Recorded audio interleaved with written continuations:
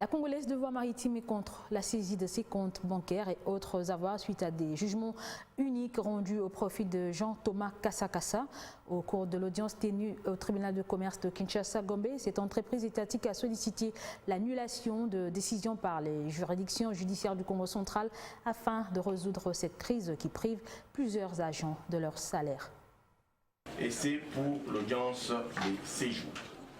La Congolaise de voie maritime veut rentrer dans ses droits afin de récupérer ses comptes bancaires gelés et ses avoirs auprès des clients suite à des jugements uniques rendus par les cours et tribunaux depuis le 3 octobre de cette année au profit du candidat député national Jean-Thomas Kassakassa. Au cours de l'audience tenue au tribunal de commerce de Kinshasa-Gombe, la partie CVM a poursuivi la procédure, sollicitant ainsi du tribunal d'ordonner la suspension de l'exécution de la décision de saisine de ses comptes bancaires rendue par le tribunal du commerce de Boma ainsi que par la cour d'appel du Congo central. Nous avons estimé que c'est une tentative d'enrichissement sans cause, mais comme il a procédé à la saisie des comptes de la CVM au jour où nous parlons, nous avons sollicité de manière conservatoire au tribunal d'ordonner la suspension de cette exécution-là dans les différentes banques que nous avons ici. Nous attendons à ce que le tribunal puisse d'abord suspendre cette exécution-là et libérer les comptes de la CVM qui sont injustement bloqués par une décision judiciaire qui n'avait pas respecté les normes nécessaires pour être rendues.